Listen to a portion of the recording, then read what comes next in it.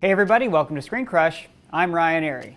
So, Game of Thrones last night. That was a hell of a thing. First of all, I gotta say, big spoilers are ahead for Game of Thrones. After teasing the White Walkers since the first scene of the show, the ice zombies are finally defeated. And after years of speculation and fan theories, I was surprised to see that it was Arya, not Jon or Daenerys, who finally killed the Night King and brought the dawn. But in hindsight, Arya was the most obvious choice to be the final hero. There's even a lot of clues that she was Azor Ahai, the prince who was promised. But I'll get into that prophecy and all the clues a little bit later in the video. But first, let's look at Arya's past and her training. She sacrificed her whole adolescence to become a warrior.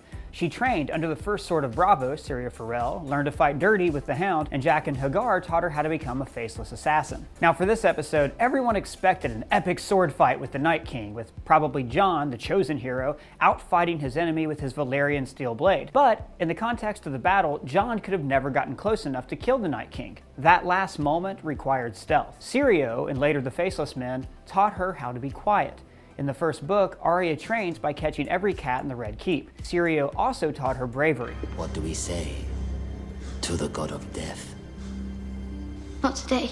Now this lesson is key to Arya's victory. When Melisandre repeats this to her, What do we say to the god of death? Arya finds that courage again.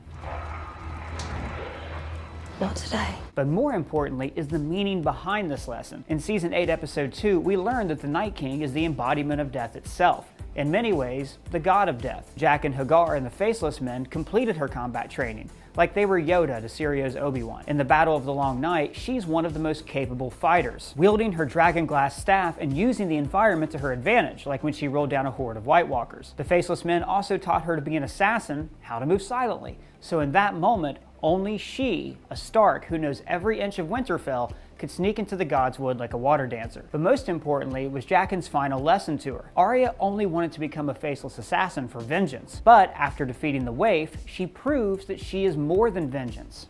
A girl is Arya Stark of Winterfell. And I'm going home. Without this final lesson to remind her of who she is, Arya might have never returned to Winterfell.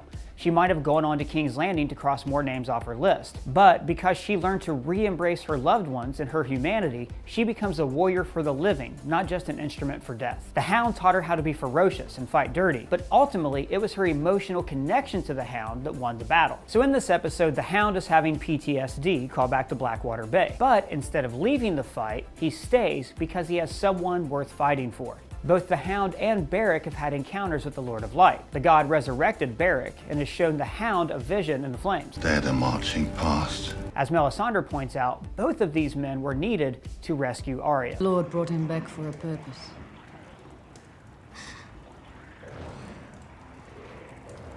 Now that purpose has been served. And speaking of Melisandre, she was also on Arya's list. In this episode, she has no reason to trust the Red Witch, except that by this point, Arya has learned to forgive certain people who used to be on her list, like the Hound. Without that forgiveness and emotional connection, Arya might not have listened to Melisandre's final pep talk. She may have ignored Melisandre altogether and rejoined the main battle. So that's Arya's training and upbringing, but what about the other clues that signaled this would happen? Following the episode, the showrunners said that they have known Arya would kill the Night King for about 3 years. We don't know if this was when George R.R. Martin told them, or if they came up with this plot point themselves. But there are a few important hints. Last season, we saw Arya perform a variation of her killing move while sprawling with Sir Brienne of Tarth. And of course, there are Melisandre's words to Arya in Season 3. Brown eyes, green eyes, and blue eyes. But there's also the history of the Cat's Paw dagger, the weapon that killed the Night King. This is a very old Valyrian steel blade. We don't know much about its origin, but Sam did find a drawing of it in an old book in Old Town. Littlefinger used it to stage the assassination of Bran, which led to pitting the Starks and the Lannisters against one another,